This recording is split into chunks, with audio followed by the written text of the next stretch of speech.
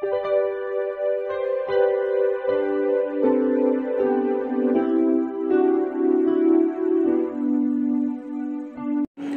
Students, প্রথমেই UK educational টিপসের পক্ষ থেকে তোমাদের সকলকে স্বাগত জানাই। বিএ তৃতীয় সেমিস্টার এমডি বাংলা সাজেশন হিসাবে আজকে যে ভিডিওটি দেওয়া হয়েছে তোমরা লক্ষ্য করো। এমডিসি অর্থাৎ মাল্টি ডিসিপ্লিনারি কোর্স, বাঁকুড়া ইউনিভার্সিটির বাংলা মেজর এবং মাইনর স্টুডেন্টসদের জন্য এমডি 3 থেকে যে আজকে প্রশ্নোত্তরগুলো দেওয়া হয়েছে প্রত্যেকটাই ভেরি ইম্পর্টেন্ট প্রশ্ন।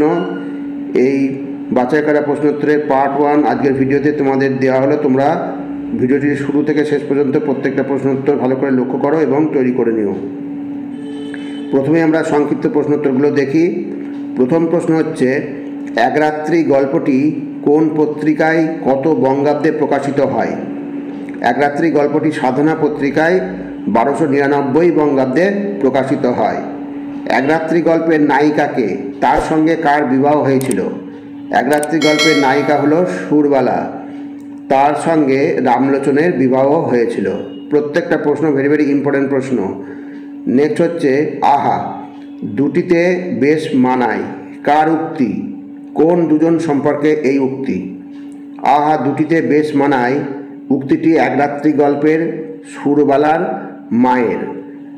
আর দ্বিতীয় অংশ হচ্ছে, গল্পকথক আর সুরবালার মধ্যে বরবধূ রূপে মানাবার কথা বলা হয়েছে। নেক্সট, এক রাত্রি গল্পটি কী ধরনের গল্প? গল্পটি কোন সংখ্যায় প্রকাশিত হয়? এক রাত্রি গল্পটি লিরিকধর্মী গল্প। এক রাত্রি গল্পটি জ্যৈষ্ঠ সংখ্যায় প্রকাশিত হয়। নেক্সট 5 নম্বর, গল্পকথকের পিতার পেশা কী ছিল?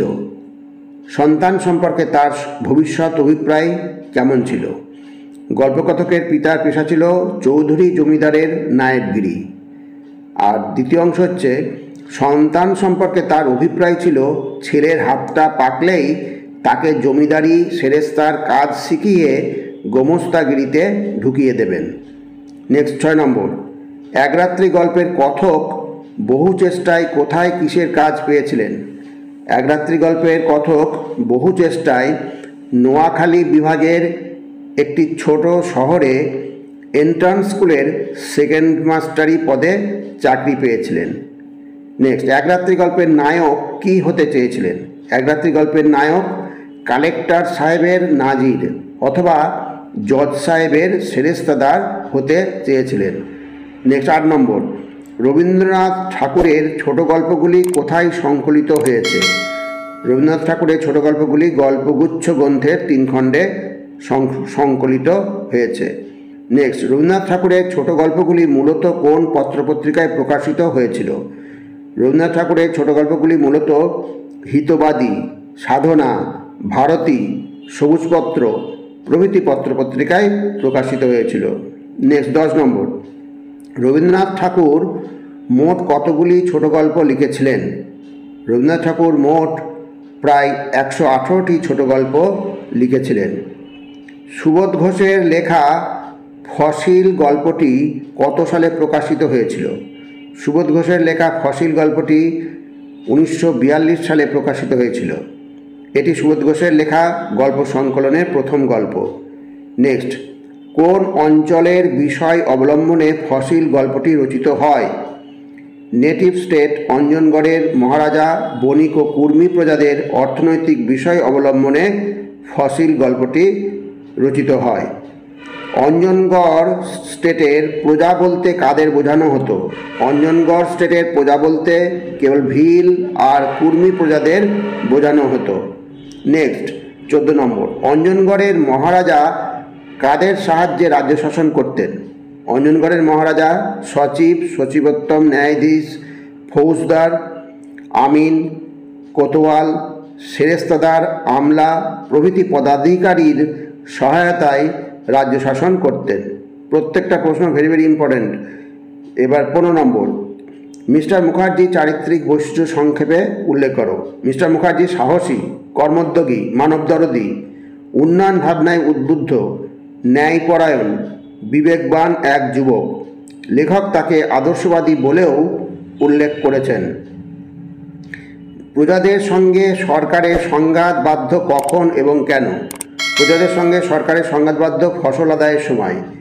প্রজারা স্বেচ্ছায় উৎপন্ন ফসলের অর্ধাংশ দিতে চাইতো না, জোর করে আদায় করা হতো। নেক্সট 17 নম্বর, মাইনিং সিন্ডিকেটের সদস্যদের নাম কি?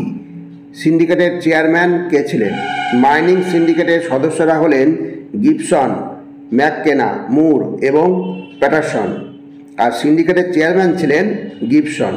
প্রত্যেকটা প্রশ্ন ইম্পর্টেন্ট। এবার 18 নম্বর, কোন সংবাদকে মহারাজা অতি সুসংবাদ বলে উচ্ছ্বসিত হয়ে ওঠেন? কেন? 14 নম্বর, পিঠ ধসে 90 জন কুর্মী নারী পুরুষ কুলি চাপা পড়ে যায়। এই সংবাদটাকে মহারাজা সুসংবাদ বলেছেন। কেন বলেছেন? কারণ পিঠ ধসে জীবনহানি ঘটায় সিন্ডিকেটের বিরুদ্ধে অভিযোগ দায়ের করা যাবে এবং ওদের জব্দ করা সহজ হবে। নেক্সট 19 নম্বর, পোস্টমাস্টার গল্পটি কোন পত্রিকায় কোন সংখ্যায় প্রকাশিত হয়? পোস্টমাস্টার গল্পটি হিতবাদী পত্রিকায় 24শে জ্যৈষ্ঠ 1298 সংখ্যায় প্রকাশিত হয়। নেক্সট, পোস্টমাস্টার গল্পটি কোথায় বসে লেখা? এই গল্পের উপাদান কোথা থেকে সংগৃহীত? পোস্টমাস্টার গল্পটি শিলাইদহে বসে লেখা। আর দ্বিতীয় অংশ হচ্ছে, পোস্টমাস্টার গল্পের উপাদান সংগৃহীত হয় সাজাদপুর কুঠিবাড়ির পোস্ট অফিস সংক্রান্ত ঘটনাবলী থেকে।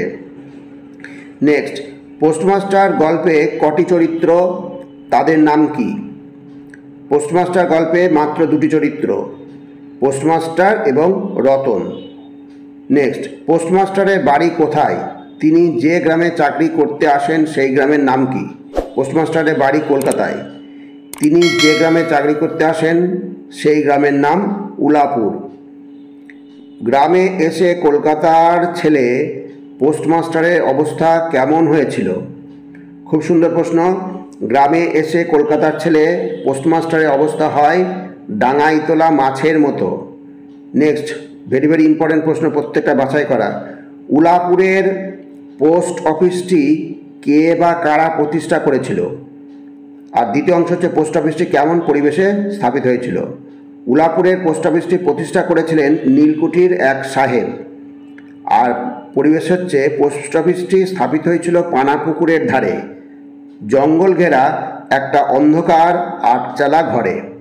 নেক্সট, রতনকে? রতন পোস্টমাস্টারের কোন কোন কাজ করে দিত? তাহলে পোস্টমাস্টারের কাজের মেয়েটির নাম রতন, যার বয়স 12-13 বছর। আর রতন পোস্টমাস্টারের কোন কোন কাজ করে দিত? রতন পোস্টমাস্টারের ঘর পরিষ্কার করা, উনুন ধরানো, তামাক সাজা, জল তোলা, রুটি সেকে দেওয়া, এই সব কাজ করত। নেক্সট, পোস্টমাস্টার কিভাবে তার অবসর কাটাতেন? পোস্টমাস্টার কবিতা লিখতেন, বাড়ির আত্মীয় স্বজনদের কথা ভাবতেন ও রতনের সঙ্গে গল্প করতেন। এমনকি শেষ দিকে রতনকে পড়াতেও শুরু করেন। নেক্সট, পোস্টমাস্টার বদলির দরখাস্ত করেছিলেন কেন? পোস্টমাস্টার স্বাস্থ্যের কারণে গ্রাম্য পরিবেশ থেকে মুক্তি পেতে বদলির দরখাস্ত করেন। নেক্সট, সমাপ্তি গল্পের নায়ক এবং নায়িকার নাম কি? সমাপ্তি গল্পের নায়ক অপূর্ব কৃষ্ণ এবং নায়িকা মৃন্ময়ী। সমাপ্তি গল্পের রচনাকাল কত? সমাপ্তি গল্পের প্রকাশকাল হচ্ছে আশ্বিন 1300 বঙ্গাব্দ 1893 খ্রিস্টাব্দ। সমাপ্তি গল্পটি প্রকাশিত হয়েছিল সাধনা পত্রিকায়। নেক্সট, মৃন্ময়ীর মাতা ও পিতার নাম কি? মৃন্ময়ীর পিতা কি করেন? মৃন্ময়ীর মাতার নাম শরৎ এবং পিতার নাম ঈশান মজুমদার।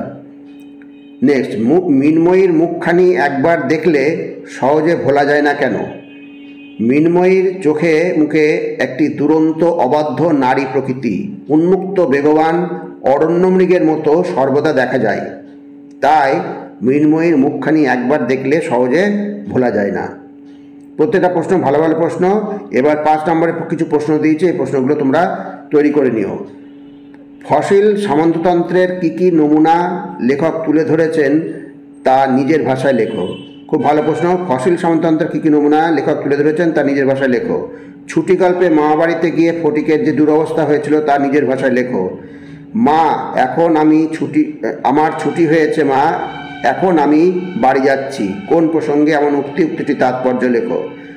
উপদেশ এবং উৎসাহ দিয়া এক নারী ছাত্রকে ভাবি ভারতের এক সেনাপতি করিয়া তুলিব। কি কারণে ছাত্রদের উপদেশ ও উৎসাহ দেওয়া হবে? ছাত্রদের সেনাপতি করার কারণ কি? নেক্সট প্রশ্ন হচ্ছে, জীবনের কোনো রূঢ় বাস্তবতার শিকার হয়ে এক রাত্রির নায়ককে এক ভাঙা স্কুলের সেকেন্ড মাস্টারি পদ গ্রহণ করতে হয়েছিল। নেক্সট, উকিল রামলোচন প্রসঙ্গে গল্পকথকের দৃষ্টিভঙ্গির পরিচয় দাও। এক রাত্রি গল্পের নায়কের কলকাতার রাজনীতি সংশ্লিষ্ট জীবনের পরিচয় দাও। কোন উচ্চাকাঙ্ক্ষার বশবর্তী হয়ে এক রাত্রি গল্পের নায়ক কলকাতায় পাড়ি দিয়েছিল?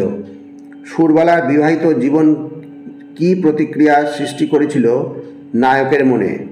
সুরবালার বিবাহিত জীবন কি প্রতিক্রিয়া সৃষ্টি করেছিল নায়কের মনে? নেক্সট, আমাদের পোস্টমাস্টার কলকাতার ছেলে। গ্রামে পোস্টমাস্টারের অবস্থা যে শোচনীয় হয়েছিল তা বর্ণনা করো। এর 10 নম্বর কয়েকটা প্রশ্ন দিয়েছি, খুব ভালো করে নেবে, সবই করা আছে, এবার দেখে যাবে।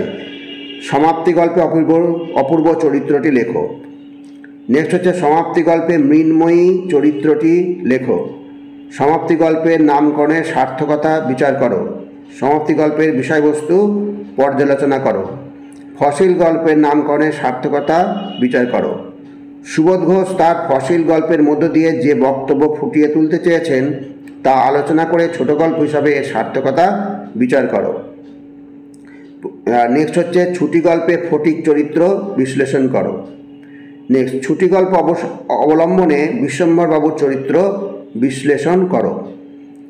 এই যে প্রশ্নগুলো দেওয়া হলো প্রত্যেকটা ভালো করে দেখে যাবে। আর বাংলা প্রশ্ন কখনো হুবহু কমন পাওয়া যায় না, যদিও যায় সেটা তোমাদের খুবই ভালো ভাগ্য। অতএব বাংলায় এই প্রশ্নগুলো পড়ে গেলে পারে এই জাতীয় প্রশ্ন দিলে তোমরা উত্তর লিখতে পারবে। পড়া থাকলে তোমরা যে প্রশ্নই দিক না কেন এই ধরনের তোমরা লিখতে পারো এই গল্প থেকে। এক রাত্রি গল্পের ভিন্ন ভিন্ন মুহূর্তগুলি পাঠককে সামগ্রিকভাবে অনুভূতিময় সংহত বিষাদঘন উপলব্ধির দিকে নিয়ে গিয়েছে। গল্পটি অবলম্বনে এই মতের সমর্থনে তোমার যুক্তিপূর্ণ মতামত দাও। এই প্রশ্নটা পড়া থাকলে পরে তুমি অনেক কটা প্রশ্নের উত্তর তুমি অ্যান্সার করতে পারবে। এক রাত্রি গল্পের নায়কের জীবনে এক রাত্রি কীভাবে অনন্ত রাত্রির ব্যঞ্জনা নিয়ে এসেছে তা আলোচনা করো। এটাও খুব ভালো প্রশ্ন, প্রত্যেকটাই ভালো ভালো প্রশ্ন। অতএব এই প্রশ্নগুলো তোমরা অতি অবশ্যই দেখে যেও। আর বললাম তো, আবার বলছি যে হুবহু কমন না পেলেও এগুলো পড়া থাকলে তোমরা এই গল্প থেকে অন্যান্য প্রশ্ন দিলে তোমরা সহজে লিখতে পারবে। যাই হোক স্টুডেন্টস, ভিডিওটি যদি ভালো লাগে অবশ্যই সাবস্ক্রাইব করো, এর সাথে একটা লাইক দিও এবং তোমার ফ্রেন্ডসদের মধ্যে ভিডিওটি শেয়ার করো। তাহলে স্টুডেন্টস আজকে এখানেই শেষ করি। তোমরা সকলে ভালো থেকো, সুস্থ থেকো, সুস্থভাবে পরীক্ষা দিও। Thank you very much.